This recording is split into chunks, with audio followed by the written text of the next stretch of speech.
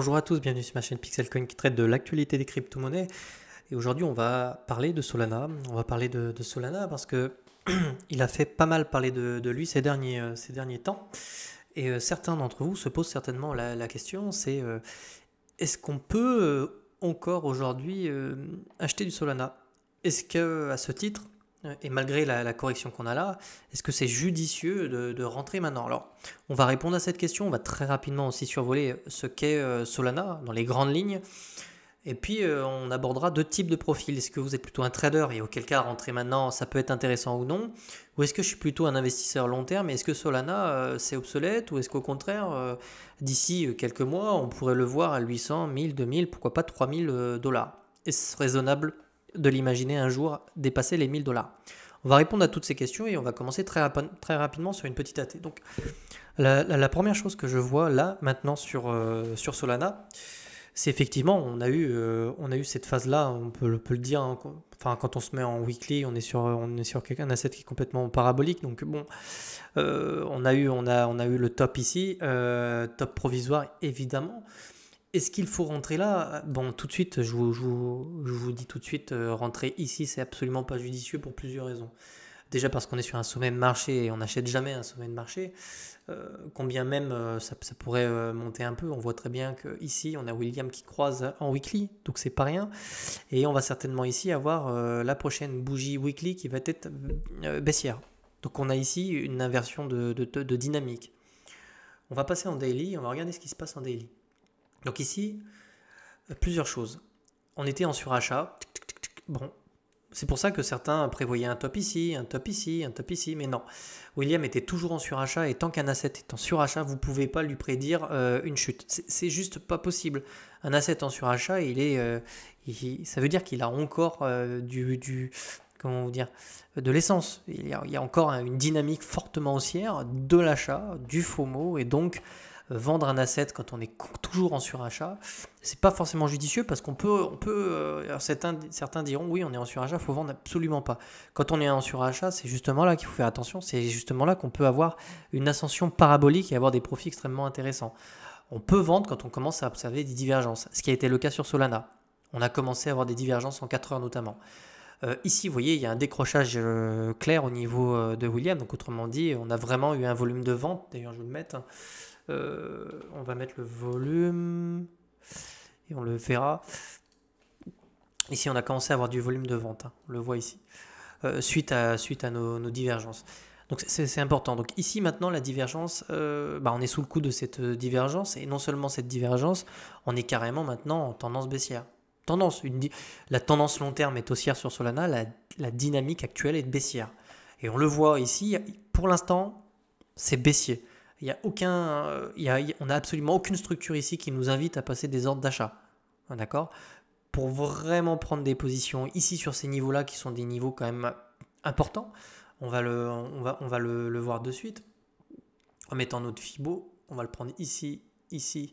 Vous voyez, ici, on est sur le premier arrêt de ce grand mouvement. Donc ici, on est sur des niveaux qui sont extrêmement sensibles. Tant qu'on est dessus, ok, très bien. Est-ce pour autant qu'il faut prendre des positions? Bah non. Tant qu'on n'a pas des structures comme ça qui se dessinent avec, pourquoi pas, des petits W qui commencent à amorcer une dynamique haussière, William qui croise ici, qui commence à refaire du W, là oui, j'aurai un signal clair et net, et pourquoi pas avec un W qui prend forme sur MACD, et encore mieux, pourquoi pas une divergence haussière, ce serait encore mieux. Mais pour le moment, on n'a absolument rien qui nous indique de prendre des positions. Voilà. Donc la question c'est, si je suis en trading, je ne me suis pas positionné, j'ai raté ce truc-là, est-ce que je peux rentrer maintenant? Je vous dirais non. Par contre, si vous avez vraiment ici un support qui commence à se construire, qu'ici vous voyez Williams inversé, qu'ici vous voyez vos divergences, etc. Ok, vous pouvez passer peut-être 20-30% sur des positions, à l'achat évidemment, sur du long terme. D'accord. Personnellement, j'ai différentes targets pour renforcer mes positions sur Solana. Si on venait à casser le premier arrêt ici, plusieurs choses possibles. Vous êtes agressif, vous avez des positions agressives, dans ces cas-là, vous attendez le couteau qui tombe ici dans cette zone-là. Première zone d'achat ici, donc entre les 95 et les 64 dollars extrêmement intéressant de passer des ordres d'achat ici. Si toutefois on a l'honneur de revenir ici, je vous dis tout de suite, c'est vraiment très très intéressant. Mais Solana étant un asset, je ne crois pas qu'il redescende aussi bas. Déjà parce qu'en logarithmique, quand on passe en logarithmique, moi j'aime bien, enfin vous le savez maintenant sur ma chaîne, sur les cryptos, je regarde en logarithmique parce que je pense que c'est un marché qui est haussier sur le long terme. Et d'un point de vue logarithmique, on va le tenter, on va regarder ensemble ce que ça donne. Si je mets mon petit Fibo ici en bas, hop, il s'est mal placé par contre, donc je vais le bouger un petit peu, excusez-moi, je vous fais perdre du temps, mais voilà, comme ça. Je passe mon Fibo en log, on va le mettre ici. Et on pourrait venir, une target qui serait réaliste, hein, très sincèrement, en logarithme, je pense, moi je crois pas du tout qu'on revienne ici, hein, je crois pas. Vu la force acheteuse qu'il y a eu sur Solana, j'y crois pas, mais sait-on jamais. Ici, je pourrais commencer à prendre des positions à l'achat sur le premier arrêt en logarithmique. Donc je m'explique, le logarithmique, ça permet vraiment d'avoir une vue d'ensemble, et ça prend les volumes en compte, ça prend énormément de paramètres en compte, et ça donne des courbes qui sont, pour moi, qui reflètent vraiment une tendance haussière, sur long terme ou baissière.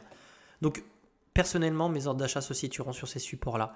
Je trouve que c'est un juste milieu entre la zone de rechargement pour ceux qui sont impatients et pas acheter trop tôt.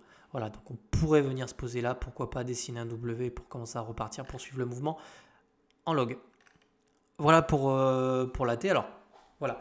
Si vous êtes trader, bon c'est plutôt sur ces niveaux-là que vous voudrez prendre des positions, ou éventuellement là, mais j'y crois pas, en log je pars. On peut refaire la T, mais ici sinon ça sera plutôt sur ces niveaux-là. Ça correspond, hein. Vous remarquez, je suis désolé, j'ai complètement dégueulé l'écran. Hop, je vais supprimer. Vous remarquez quand même que le premier arrêt en logarithmique correspond à la zone de rechargement sur du non-log, d'accord, sur des courbes standards. Donc c'est intéressant de voir que les 90$, et je le pense sincèrement, ce sont des points d'entrée sur Solana qui sont de très bons points d'entrée. Voilà, donc vous voyez qu'on a encore de la marge, et pour le moment, rien ne nous indique qu'on ne va pas continuer à baisser. Je pense qu'on va péter le premier arrêt, qu'on va aller toucher le premier arrêt en logarithmique. Voilà pour la T, donc voilà. Sinon, si vous avez du Solana maintenant, est-ce que je dois le vendre? Écoutez, Solana, vous avez la possibilité de le stacker. Moi perso, j'ai une vingtaine de Solana. Je trouve ça très rentable. Je suis à peu près à 7 ou 8% sur Solflare. Avec la Ledger et tout, vous pouvez stacker ça de façon... voilà, c'est le site... il me semble que c'est un site développé par Solana. C'est un peu le truc officiel. Je suis autour de 7-8% j'avais 17 sols, ça m'a fait en 2 mois et demi 0,30 sols de gagné, donc c'est pas rien. En stacking c'est plutôt intéressant, donc si vous en avez, stackez-le en fait, la question ne se pose pas. Si vous en avez et que vous voulez holder, vous pouvez le faire en stacking, c'est plutôt très intéressant. Maintenant, le décrochage a eu lieu, donc est-ce qu'il faut vendre son sol maintenant? Soit vous attendez une zone de rechargement de short un petit peu plus haut, on va mettre le Fibo pour faire ça bien. On peut regarder, hein, mais pourquoi pas. Si le cours revient dans ces eaux-là et vous commencez à avoir des divergences, etc., oui, vous pourrez vendre. Mais moi, je le garde parce que je pense sincèrement que Sol a du potentiel, a un gros potentiel aussi. On va passer à la fonda un petit peu après. En ce qui concerne les divergences, oui, est-ce que c'était possible de voir tout ça? Là, oui, on le voit ici, vous voyez. On commençait à avoir une perte de momentum ici, on le voyait bien ici avec la divergence qui était baissière, ici, en 4 heures. Donc ici, on commençait à avoir des informations, on perd de force, et ici, on a le décrochage en plus. Ici, on avait le décrochage. Donc ici, on quittait la zone de surachat, et on avait les divergences, donc tout indiquait ici qu'on pouvait corriger. Moi, j'ai pas vendu. Je vous le dis tout de suite, j'ai pas ce profil-là, et je crois fortement que Solana a un potentiel bien plus gros. Déjà parce qu'on voit que... On va aborder la fonda, je vais terminer par autre chose. Est-ce que Sol pourrait un jour atteindre 1000$, par exemple? Question qu'on se pose. Il faut prendre plusieurs choses en compte. J'ose espérer que certains refilent ici. Déjà, Solana, c'est une blockchain qui permet énormément de transactions à la seconde, certainement son gros point fort, hein. Elle a la possibilité, elles ont mis en place ce qui s'appelle le Proof of History, qui permet justement cette possibilité d'avoir énormément de transactions à la seconde. Je crois que c'est certainement une des cryptos, enfin une des blockchains les plus rapides. Elle a également, alors elle a eu des problèmes de réseau justement liés un petit peu au succès qu'a eu les NFT, etc. Elle a lancé Solsi, qui permet de vendre des NFT. Donc Et honnêtement, j'aime bien l'emballage. Vous allez trouver ça con, mais j'aime bien l'emballage. Je trouve ça plus attirant, par exemple, que GLD. C'est con, hein. Pourtant, GLD est pas moins bien sur le papier. Et Solana, je trouve qu'ils ont quelque chose de très attirant. D'autant plus que Solana, c'est 296 millions de tokens actuellement. Actuellement. C'est quelque chose qui est déflationniste. Donc, oui, oui, bon, c'est pas, là-dessus, c'est pas très, très intéressant. Parce qu'on a on a de plus en plus de tokens, donc c'est inflationniste, excuse-moi. Il y a de plus en plus, il y a oui, vraiment beaucoup. Enfin, le supply total va être de 500 millions de tokens. Pour info, ETH, c'est à peu près 111 millions de tokens. 100, on va les voir. Ethereum, on va les voir, c'est 117 millions. Donc actuellement, on est à 2 fois plus à peine. 2 fois plus à peine, on est à 3300 $. Donc imaginez un jour Solana compris entre 500 et 1000 $, voire 1003, 1004, ça dépend du marché. Ça ne me semble pas du tout déconnant. En tout cas, actuellement à 130, 140, je pense qu'il peut encore monter. Je ne me fais pas de soucis. Je pense qu'à 500, 600, 700, il les fera un jour. Si les mecs continuent à bien bosser et tout, il n'y a pas de raison. En termes de supply, c'est très honnête, hein. 200, 300 millions de tokens, c'est très très honnête, hein. Donc je le vois perso autour des 500 $, dans les mois qui viennent en fonction du marché, hein, si vous avez vu la vidéo que j'ai faite hier. Donc, pour ma part, je vais en racheter dès qu'on va tomber sur les 90 $, les stacker et éventuellement les revendre quand on sera à 500, 600 et prendre une plus-value à ce moment-là. Voilà, mais rien ne vous empêche de prendre des plus-values aussi sur ces mouvements-là. D'accord. Donc pour les traders, c'est pas intéressant de rentrer en ce moment très clairement. Pour les investisseurs, c'est pas non plus le moment. Je pense qu'il faut attendre les 90 $ si on y vient. Si on y vient. Si vous voyez le marché se retourner, ben, vous passerez à l'achat forcément.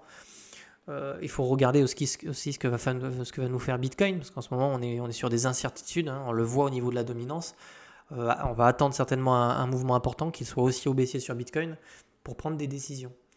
Je crois que j'ai fait le tour pour stacker ces Solflare. La Fonda qui est plutôt solide avec sa place de marché qui concerne les NFT qui va s'ouvrir, très intéressant. Je crois que j'ai vraiment fait le point sur Solana, donc c'est quelque chose de sympa. On peut vite fait terminer par une petite AT. On va regarder ça en log. On va voir le log, des fois il peut donner une target un peu ouf, mais on va quand même essayer. Hop, on va regarder un petit peu des targets de hausse, hein, possible. Je vais passer en reverse et puis je vais mettre ça pareil en log pour que ça puisse correspondre. Et ça nous donne, non pas tellement, hein, ça me paraît même plutôt crédible. Ça nous ferait un retour sur les 280 et les 354 prochains mouvements haussiers. Ça me paraît pas, ça paraît pas délirant. Qu'est-ce qu'on a fait ici quand on est venu les toucher? Ici on est littéralement, oui, on y est revenu, vous voyez. En log ici, c'est pareil, on est revenu. Est-ce qu'il est en log? Je vais quand même vérifier. Je pense que oui, mais ouais, il y est. Donc vous voyez, ici, on est bien revenu sur ces niveaux-là, hein. On est même venu un petit peu au-dessus. Donc sur ce mouvement-là, mais moi je pense sincèrement qu'on va revenir chercher les 90 comme ça, là, vous voyez. Et je pense que les targets long terme, ça va être plutôt 500 $. Voilà, et je le pense, hein, je pense sincèrement. C'est pas pour vous. Quand on regarde en log, on voit que c'est complètement boule sur le long terme. J'adore prendre du recul sur les charts. Je trouve que beaucoup de traders ne le font pas et sont complètement dans les émotions lors de ces mouvements baissiers. Et moi, j'ai tendance plutôt à regarder les charts en log. Par exemple, j'ai un exemple qui est frappant. Déjà, vous avez RLC en log qui est magnifique. Si on le passe en log, le truc est complètement haussier. Et je trouve qu'à 3,80 $, c'est complètement cadeau. Il y a 70 millions de tokens sur ce truc-là. On est sur une trendline, c'est complètement en sujet, mais je l'aborde quand même parce que ça peut en intéresser certains. On voit bien qu'on vient taper cet oblique. Et on est sur quelque chose de complètement haussier. Donc, imaginez d'ailleurs un RLC compris en log. Je vais le mettre aussi en log, ouais. Bah, ça peut vous paraître fou. Un RLC compris entre 134 et 59 en log, c'est complètement possible. Sur le très long terme, j'entends, bien sûr. Vous avez, par exemple, de mémoire aussi, vous avez Tezos. XTZ qui est dans ce genre de configuration en logarithmique, qui a une charte qui est vraiment magnifique. Et on le voit bien. Depuis le début, là, on a une charte qui est... et on le voit, on est toujours sur cet oblique-là. On y revient, on revient là, hop, je vais passer là. Mais il y a beaucoup de chartes qui sont comme ça. On sent qu'on est on est aux prémices de quelque chose de très très gros sur les altcoins. Et même là, à 6 balles, vous allez vous dire, oui, c'est cher, on est sur des ATH, mais en fait, on est sur rien du tout.